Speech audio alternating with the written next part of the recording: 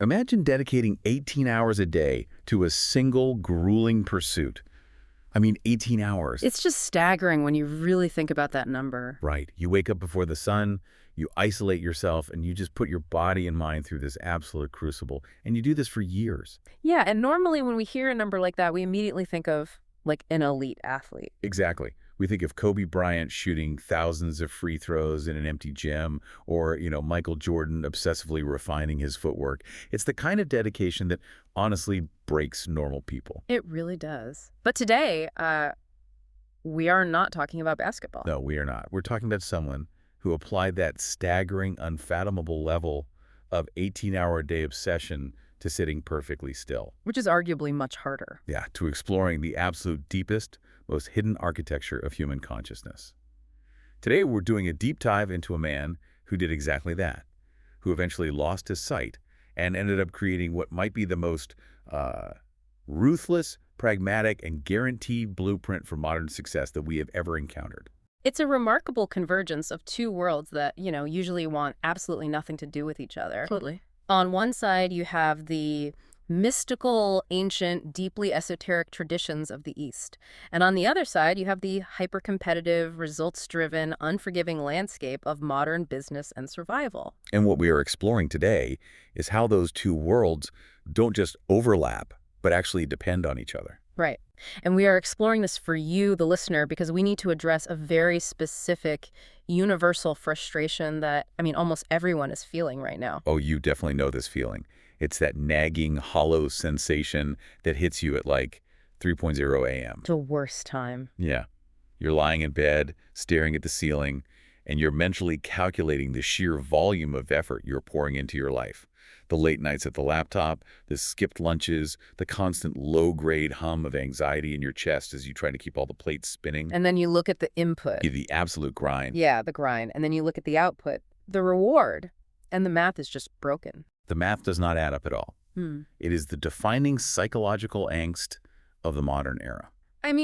If you think about it structurally, we are working harder than any previous generation. We are infinitely more connected. We have supercomputers in our pockets, AI drafting our emails, and instantaneous global communication. The friction of doing business has literally never been lower. Exactly. And yet, the subjective experience of the individual is that they are running on a treadmill, and worse, that treadmill is slowly, agonizingly speeding up while they stay in the exact same spot. It is exhausting. And what makes it infinitely worse is the standard advice we are constantly fed. You open any social media app or you listen to massive platforms like The Diary of a CEO with Stephen Bartlett. Right, which has some amazing content. It does. There are great insights there. For example, when Bartlett interviewed Robin Sharma, you get all this talk about the 5 a.m. club and waking up early, or his episode with Mo Godot on the happiness equation, or Simon Sinek on the infinite game. But the overarching cultural narrative that surrounds all of this is utterly dominated by hustle culture. Oh, entirely. It's this relentless drumbeat. Wake up at 4 a.m., grind 24/7. You're not successful because you aren't outworking everyone in the room. We are basically told that the answer to burnout is, paradoxically, more fire. Which is physiologically and psychologically impossible to sustain. You cannot solve the problem of a redlining engine by pressing the accelerator harder. No. But because that narrative is so pervasive, when people inevitably fail or burn out, they internalize it as a moral failing. They think, I just wasn't tough enough, I didn't want it badly enough. Exactly. Well, the explicit mission of our deep dive today is to take that toxic hustle culture narrative, that myth of the 4:00 a.m. grind, and just break it over our knee. We are completely deconstructing it. Because the alternative we're looking at isn't some fluffy, just think positive thoughts platitude. Right. We are looking at a highly specific, highly mechanical, 3-part guaranteed formula for success. And the word guaranteed is doing a lot of heavy lifting there. It really is. In any analytical context, making a guarantee about success requires an incredibly robust framework. It implies that failure is not a matter of luck, but a matter of missing a specific, identifiable component in the mechanism. And the architect of this mechanism, this 3-part formula, which he calls the 3-legged stool, is what makes this entirely fascinating. Yeah, because this formula isn't coming from a Silicon Valley Ken bro who got a $10 million seed round from his uncle. Right. It's not coming from a Wall Street hedge fund manager in a Patagonia vest. The man we are studying today is named Osman. And to his thousands of followers, students, and clients around the world, he is known as the blind Muslim yogi. The blind Muslim yogi. I mean, just sitting with that title for a moment. It stops you in your tracks. It sounds mythical. It sounds like the kind of deeply esoteric, reclusive figure you might hear interviewed on a platform like Buddha at the Gas Pump with Rick Archer. Oh yeah, BETGP is perfect for that. Right, where they discuss non-duality and higher states of consciousness, like Rick Archer's episodes with Swami Sarvapriyananda on Advaita Vedanta, or Adyashanti on the nature of awakening, or Rupert Spira talking about consciousness being the fundamental reality. All very deep philosophical stuff. Exactly. But what makes Osman completely unique, and frankly, what makes his framework so disruptive, is the dichotomy of his character. He operates with the profound, oceanic, mystical depth of an ancient sage, but he applies that knowledge with the rigorous, unsentimental, results-based pragmatism of a Fortune 500 CEO. It's an incredible combination. He isn't interested in just sounding profound, you know. He wants the spreadsheet to balance, and he wants your physical biology to function optimally. Both at the same time. Yeah. But before we can actually build his three-legged stool and understand his formula, we have to understand the man himself. Because if someone is going to tell you how to rewire your entire approach to life, you need to know their credentials. You need to know why his method carries the weight that it does. Exactly. So let's look at the foundation of this pragmatic mystic. Osman is fundamentally a master-level bioenergy healer. And when we use the term master level, we are not throwing that around lightly. He has 50 years of advanced yoga and meditation practice. 50 years. And it is crucial that we define what a practice looks like in this context. Because, I mean, in the West, when we say someone practices yoga, we usually mean they go to a boutique studio twice a week for 45 minutes. They stretch their hamstrings, maybe take a selfie, and drink a green juice afterward. Right, exactly. That is not what Osman was doing. At certain developmental stages of his life, his intensive, rigorous practice extended up to 18 hours a day. Which brings us back to that Kobe Bryant analogy. 18 hours a day of intense meditation and yogic discipline. I mean, what does that actually do to a human being? It radically alters the architecture of the brain and the nervous system.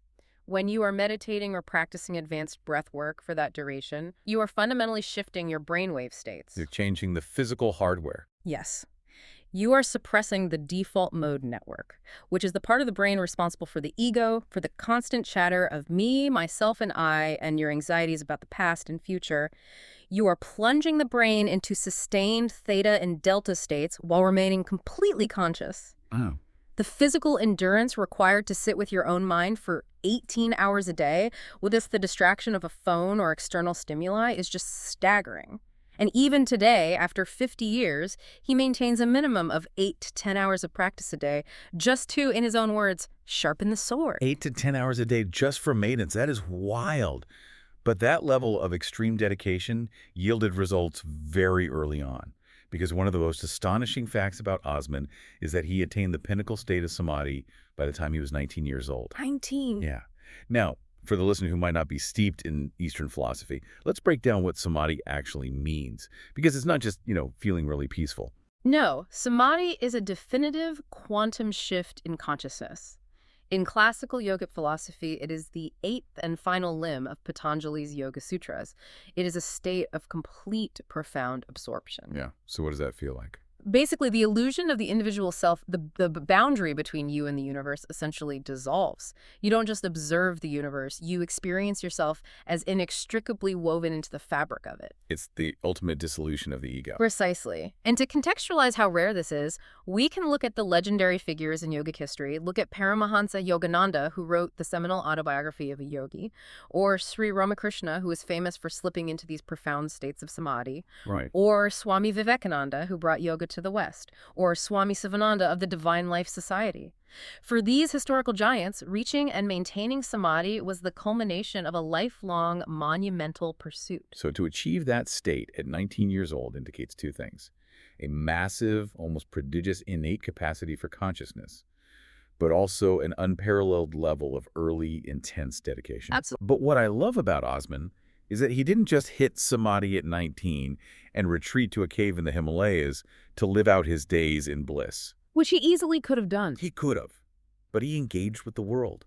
He spent the next 46 years teaching, and his education was wildly global. He studied across the Far East, the Middle East, the West. And the crucial differentiator, the thing that really matters for our deep dive today, is that he integrated his ancient knowledge with verification from modern scientific communities. Yeah, he wasn't satisfied with just reading ancient Sanskrit texts.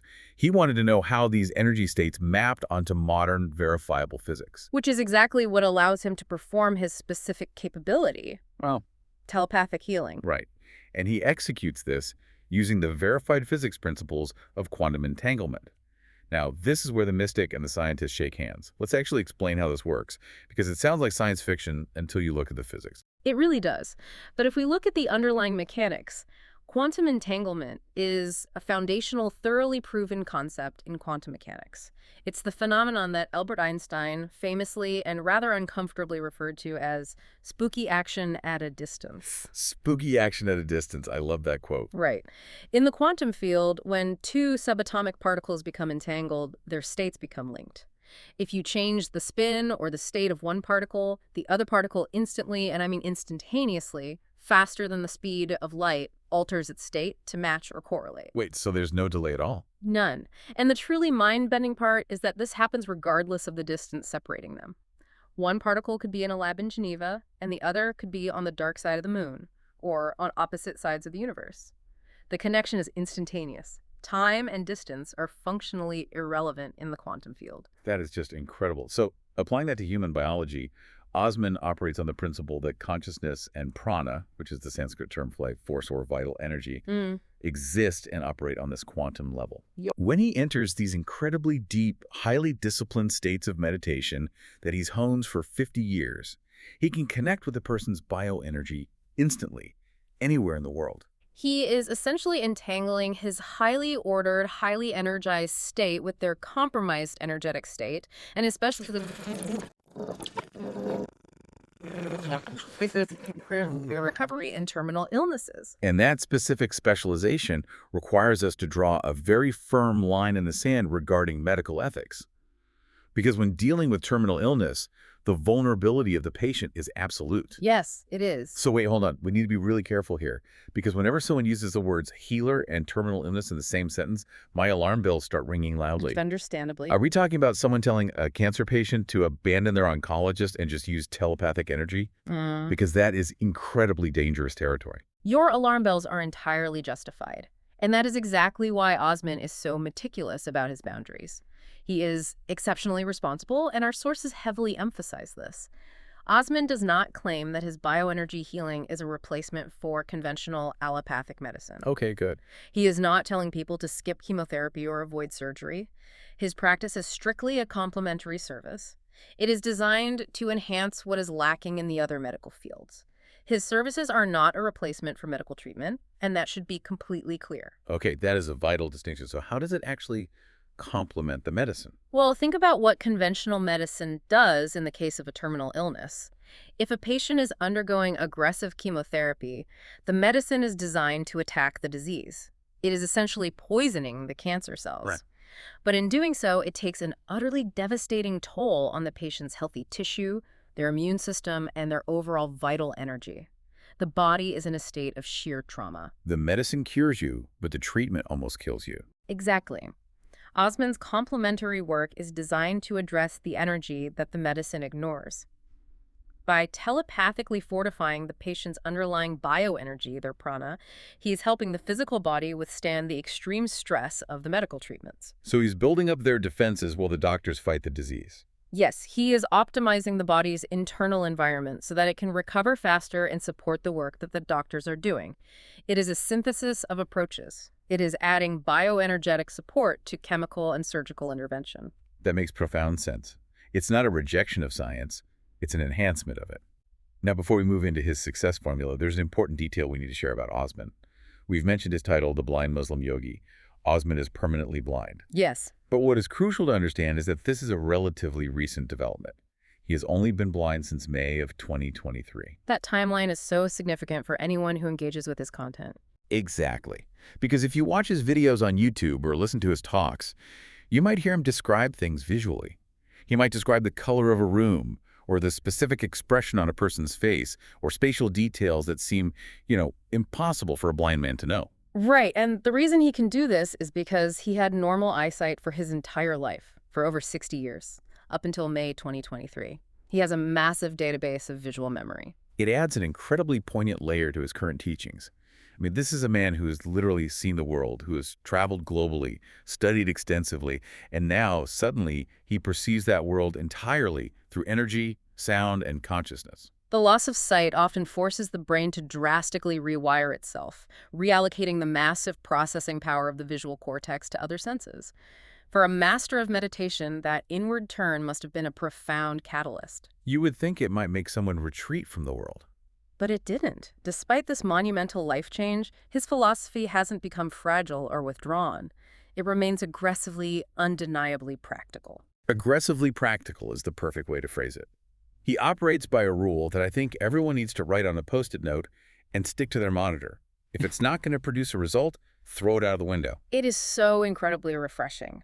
Because if we are honest, in the realm of spirituality, mindfulness, and yoga, it is very easy to get lost in the esoteric. Oh, totally. People fall in love with abstract concepts that sound beautiful on a retreat but do absolutely nothing to help you pay your rent, heal your body, or navigate a difficult conversation with your boss.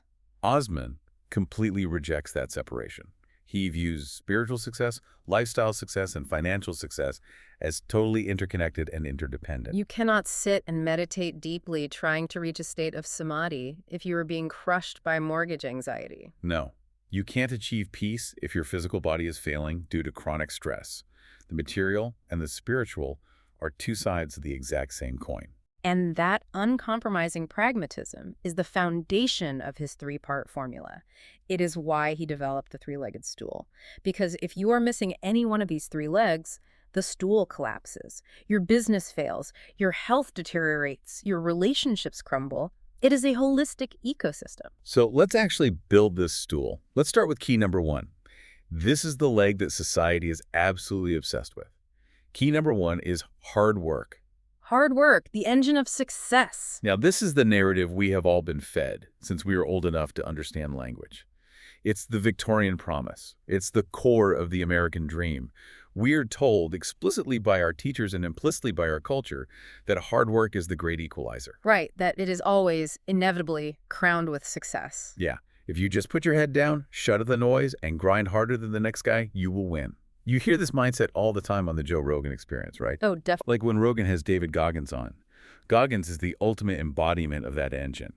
The idea that you just suffer and push through the pain and that relentless hard work is the answer to everything. Or even Rogan's episode with Naval Ravikant, where they talk about the mechanics of wealth, but Naval points out that just working hard at the wrong thing gets you nowhere. Exactly. And that is exactly what Osman realized. He observed very early on in his life that this narrative of just work hard is a dangerous, almost tragic half-truth. Because empirical reality simply does not support it. He watched people working 12, 14-hour manual labor shifts for decades. People who broke their backs. Yes. People who sacrificed their health, who worked incredibly, unfathomably hard day in and day out, and yet they died poor, stressed, and exhausted. They never achieved this promised success. So why?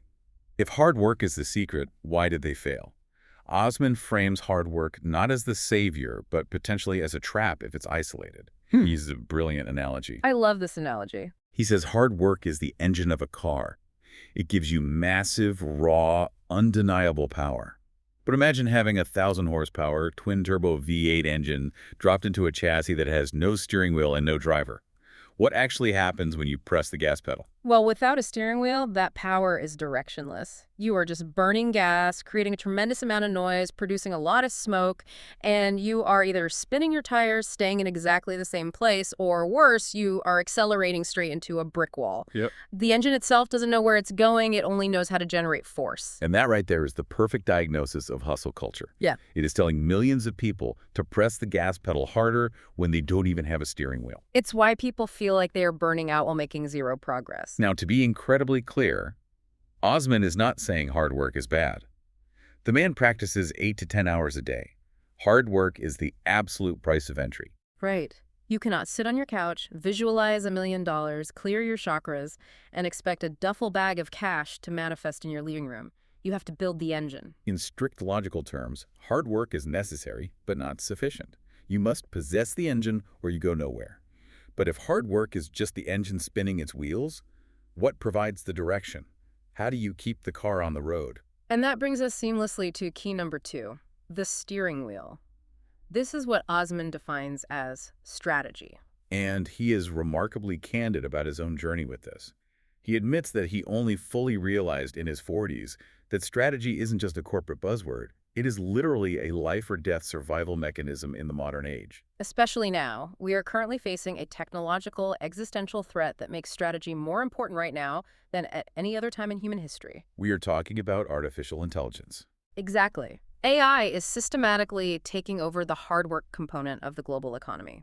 If your only value to the marketplace is that you can do repetitive tasks, that you can type fast, crunch spreadsheets, write basic code, or do basic manual labor, a machine is going to replace you. And it will do it faster, cheaper, more accurately, and without ever asking for a sick day or a raise. AI is the ultimate engine. It has unlimited horsepower. So if you are a human being trying to compete purely on engine power, pure hard work, you have already lost the race. You cannot outgrind an algorithm. So true. Therefore, your only path to survival and success is to become the chess player, not the chess piece. Strategy is the art of navigating the board. It's knowing where to direct the power. So the obvious question is, how do we acquire this strategy? Do we need to drop $150,000 on a Harvard MBA? Osman says absolutely not. He has a brilliant, highly accessible hack. He calls it the no-debt MBA reading list. Skip the crushing student loan debt and just read the specific books that actually rewire your strategic thinking. And his list is fascinating because it's not a bunch of dry, theoretical, macroeconomic textbooks. Let's look at the foundation. The first 2 books he recommends are by Dale Carnegie, How to Win Friends and Influence People, and How to Stop Worrying and Start Living. Now, why would a master yogi point to Dale Carnegie as the foundation of business strategy? It seems a bit old school. It does. But because Carnegie teaches the deep psychological soft skills that have ironically become the hard currencies of the modern AI-driven era, think about the biological reality of human interaction.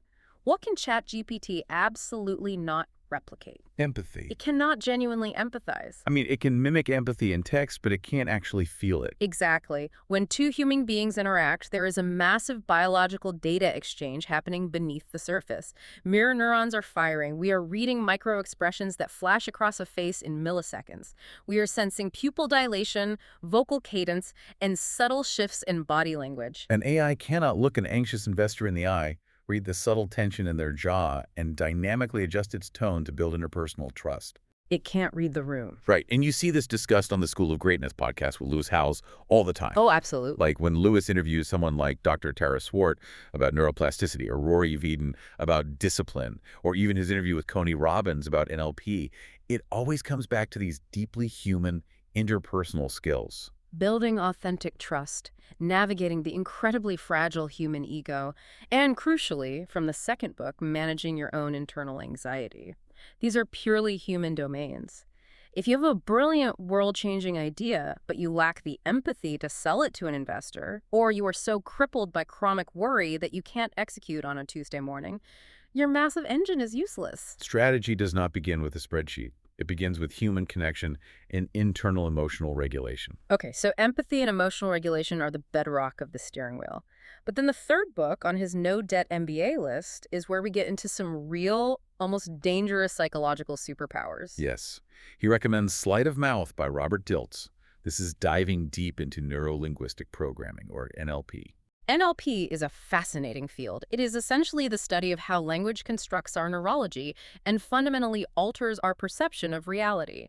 Osman notes that Tony Robbins, whom he acknowledges as the world's #1 business coach, uses these exact, precise NLP techniques to instantly reframe deep-seated phobias in his clients. He uses language to bypass the critical faculty and rewire the subconscious. Just like Deepak Chopra talks about how perception shapes our biology, NLP uses language to shape perception. The title itself, Sleight of Mouth, is a play on sleight of hand. Just like a master illusionist uses physical misdirection to completely change what your eyes perceive, a skilled communicator uses linguistic structure to change how someone's brain processes reality. Let's break this down with a highly specific real-world negotiation example, because this is where strategy beats hard work every time. Let's hear it. Let's say you are pitching a massive project to a client or your boss. You finish the pitch and they cross their arms and say, "No, I can't do this. It's too risky." Now, if you only have key number one, hard work responsible, how do you respond? You argue head on. You say, "No, it's not risky. Look at page 4 of the data. The projections are solid." And the moment you do that, you trigger their psychological defense mechanisms, you clash head on, their ego engages, and they dig their heels in. You are trying to push over a brick wall with sheer force. Right. But if you have key number 2, if you understand the NLP principles in sleight of mouth, you don't push the wall. You reframe the entire environment. You elegantly sidestep the resistance. So what do you say instead? Instead of arguing against the concept of risk, you say, "I completely understand your concern about risk. It's a big move. But given the way the market is shifting with AI, what is the risk of not doing it?" Wow, that is a brilliant linguistic pivot. In one sentence, you have completely dismantled their comfort zone. Suddenly, doing nothing is no longer the safe default option. It is the dangerous option. You haven't argued with them. You have shifted the conceptual ground beneath their feet. You forced their brain to process the exact same information through a completely new neural pathway. It is a modern superpower. Yeah. You are redirecting their cognitive framework. So that handles communication and persuasion. Now we move to the fourth book on his no-debt MBA list, and I have to admit, when I first read this in the source material, I was genuinely shocked. The 36 Chinese strategies? Yes. He recommends studying the 36 Chinese strategies for business.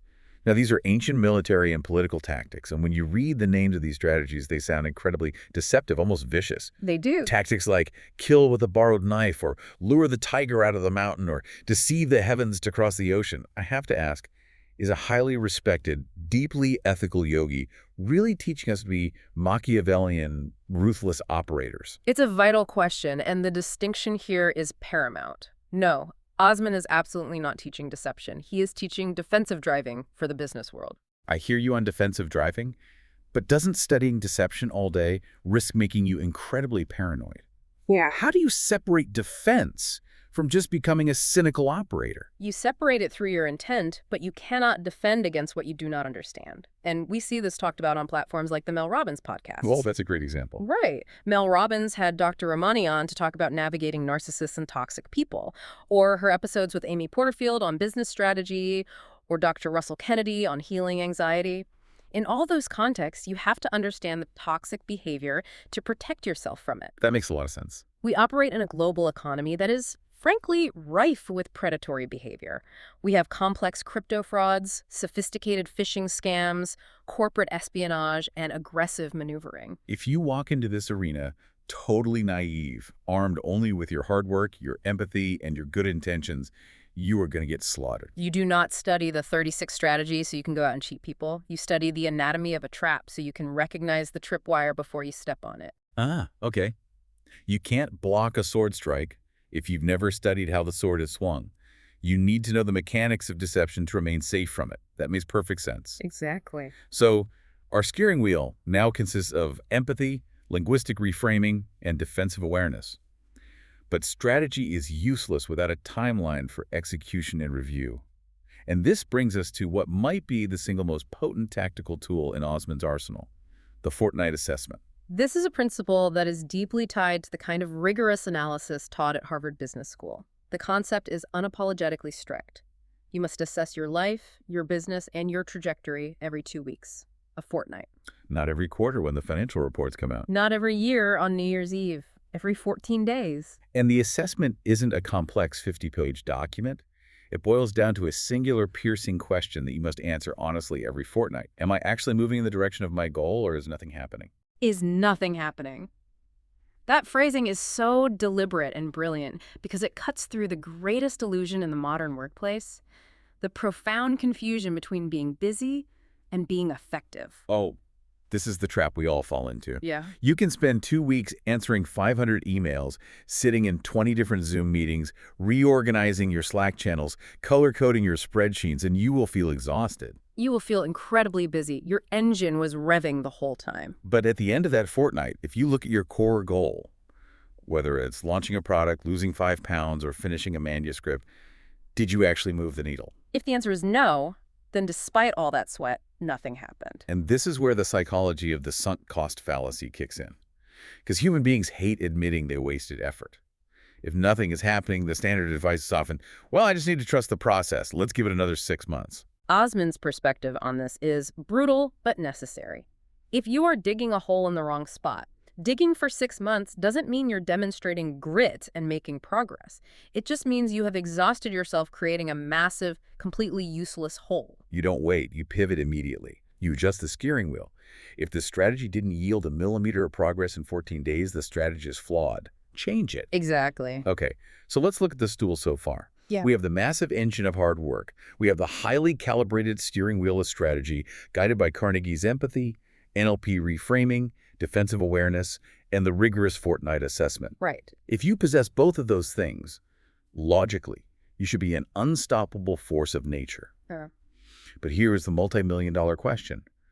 Why do so many brilliant, incredibly hardworking, highly strategic people still fail spectacularly? Why do they blow up their careers, destroy their marriages, or succumb to addiction? Well- Because of the driver. You can have the best engine and the best steering wheel in the world, but if the driver is unconscious, the car is going off the cliff.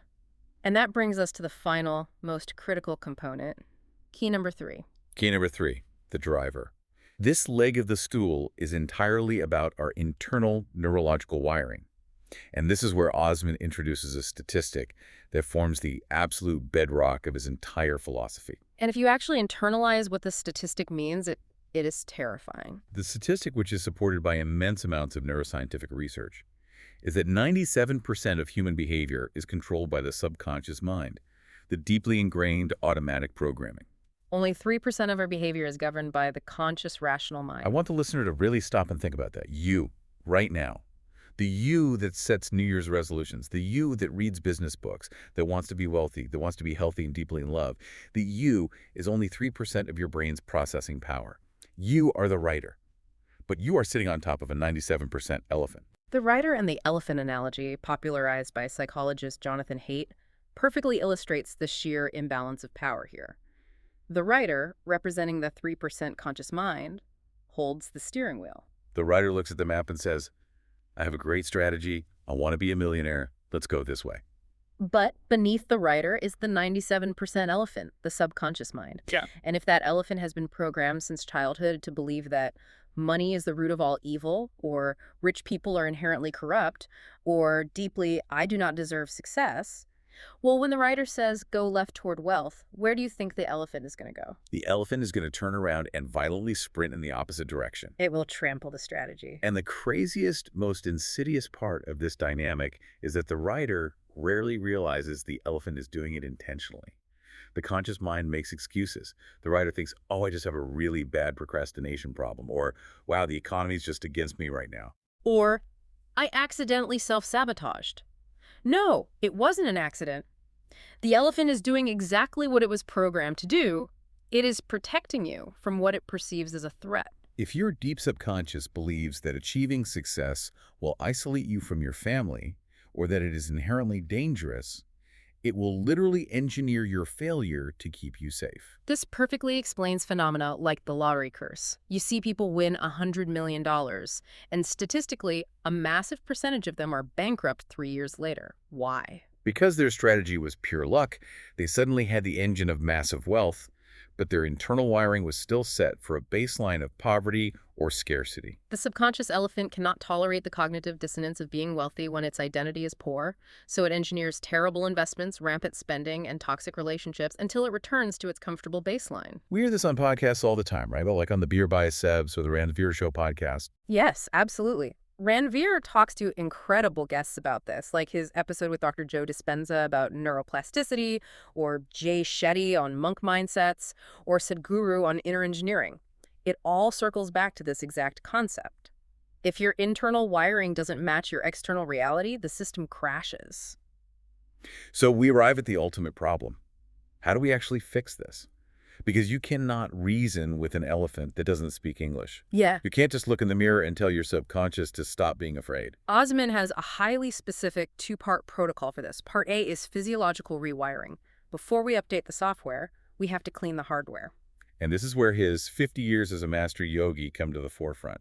He focuses heavily on pranayama, which is the classical yogic science of breathwork. Now, what's fascinating is how seamlessly this ancient practice overlaps with cutting-edge modern science. For instance, Dr. Andrew Huberman, the neurobiologist at Stanford, talks extensively on the Huberman Lab podcast about the physiological sigh. Oh, I've heard him talk about that. It's brilliant.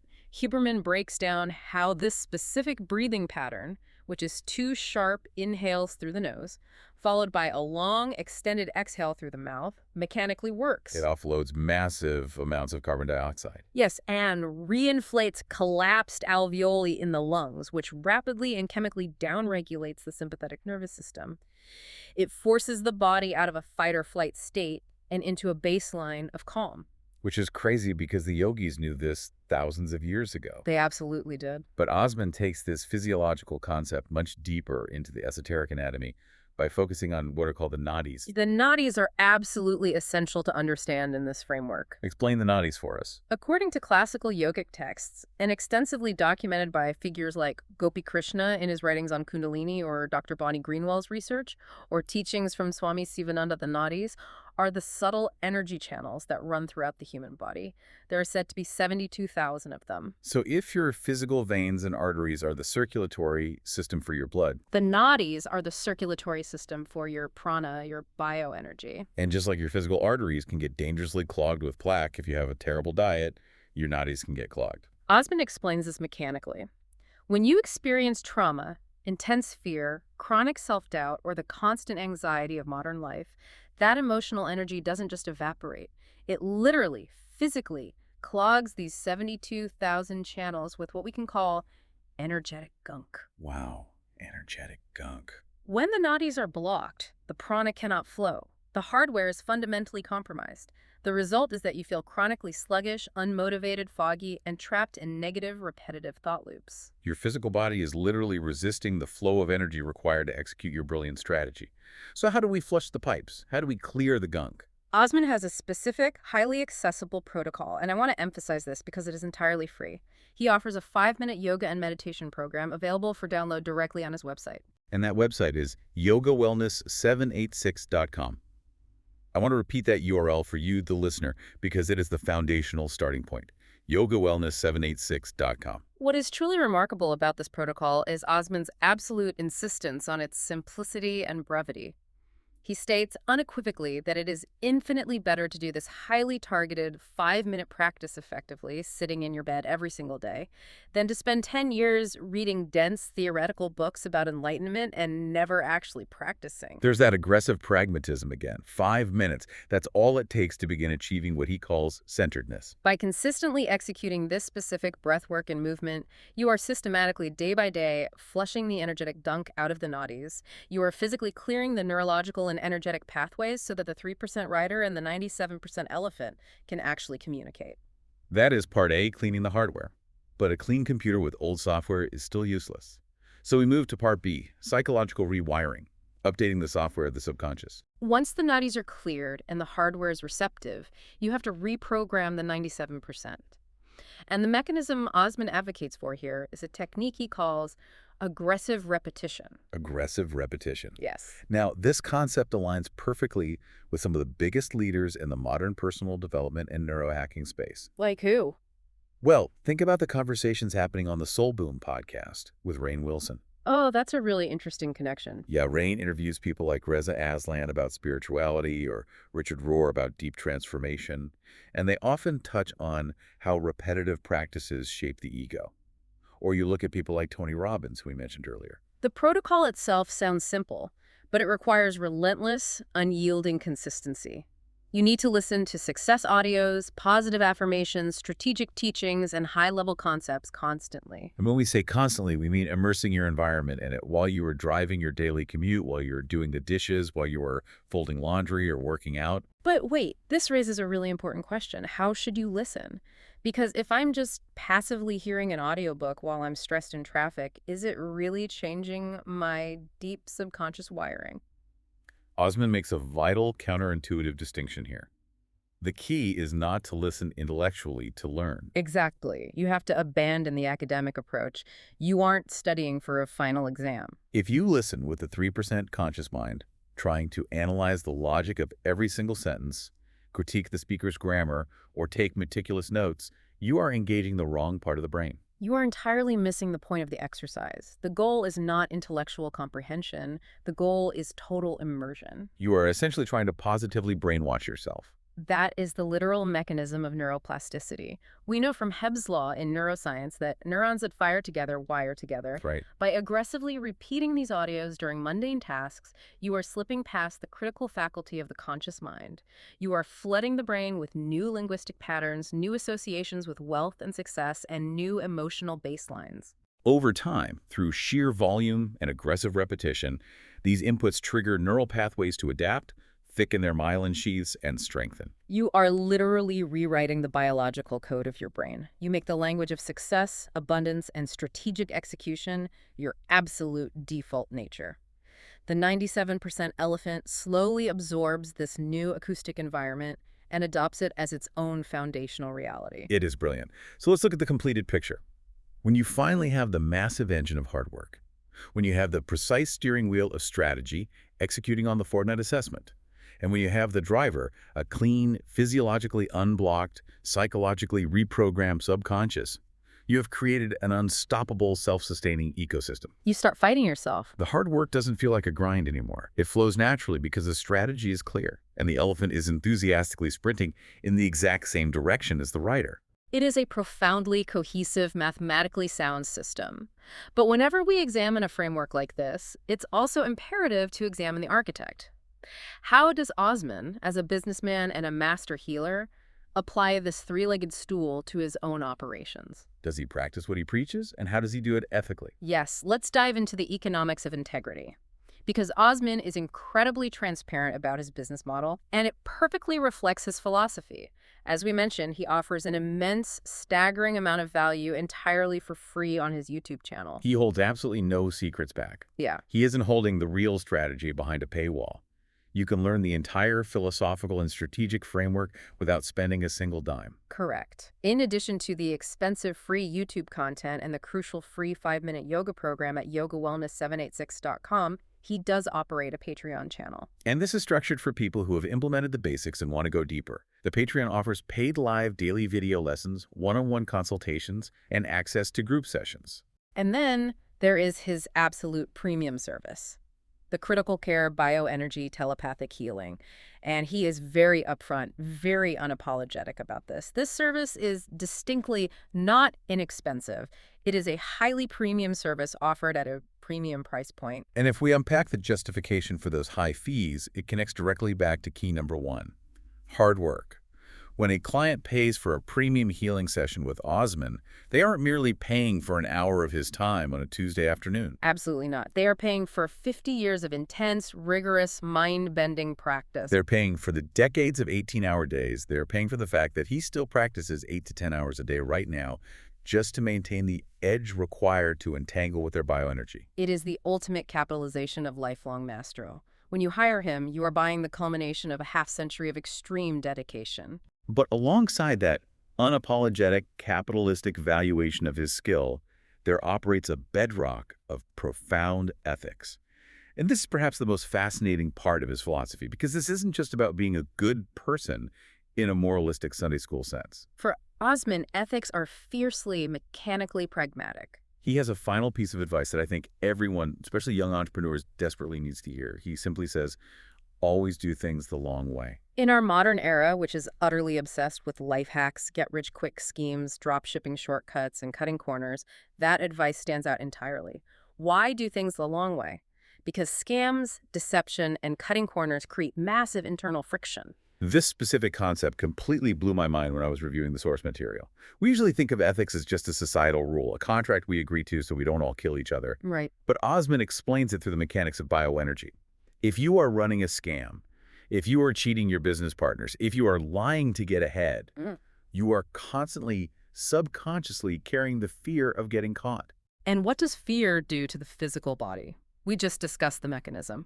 Fear and chronic anxiety physically clog the nadis with energetic gunk. The stress of maintaining a lie triggers the sympathetic nervous system. It floods the body with cortisol. It fundamentally rewires your 97% elephant for paranoia, scarcity, and eventual inevitable failure. You are poisoning your own hardware. So maintaining your integrity isn't just a moral stance for him. It is the ultimate peace of mind hack. It is the most efficient, mathematically sound strategy for long-term sustainable success. You do things legally, ethically, and transparently, not just because it's the nice thing to do, but because it keeps your internal wiring flawlessly clean. It keeps the prana flowing. It allows you to sleep deeply, wake up with a crystal clear mind, and execute your strategy with maximum horsepower. Lying is literally a bad business strategy because it degrades the engine. It is the perfect, seamless synthesis of the mystic and the pragmatist. The spiritual laws and the business laws are exactly the same laws. They really are. So, as we wrap up this deep dive into Osman's framework, we want to challenge you, the listener, to do an audit of your own life right now. We call it the three-question audit. Look at your own three-legged stool and be brutally honest with yourself. Question 1, is your engine actually running, or are you just coasting on your potential? Are you truly putting in the required hard work, or are you hoping to manifest success from your couch? Question 2, are you utilizing the steering wheel? Are you assessing your strategy every single fortnight? Are you asking yourself if you are actually moving toward your goal, or are you just busy digging a massive, useless hole because you're too proud, too stubborn to pivot? In question 3, which is the deepest and most confrontational one, have you cleaned your hardware and reprogrammed your driver? Have you cleared the energetic gunk from your natus? And are you aggressively repeating the language of success? Or are you letting your 97% elephant drag you back to the safety of mediocrity and self-sabotage? If you want to start doing this work, the tools are literally waiting for you. Go to yogawellness786.com right now and download his free 5-minute yoga program. Explore his YouTube channel for the deep dive strategic content entirely for free. And if you are ready to escalate, if you want the daily live lessons, check out his Patreon. The resources for your transformation are entirely within your reach. The blueprint has been laid out. The only variable left is execution. I want to leave you with one final provocative thought to mull over as you go about the rest of your day. Something that builds on the entire architecture we've discussed today. That's here. If you find yourself constantly failing, despite putting in grueling, exhausting hard work, and despite having a genuinely brilliant, well-researched strategy, you might just be fighting a shadow war against your own mind. The problem isn't the macroeconomic climate. It isn't your boss. It isn't bad luck. The problem and the miraculous, entirely accessible solution is entirely within your own internal wiring. Check your wiring.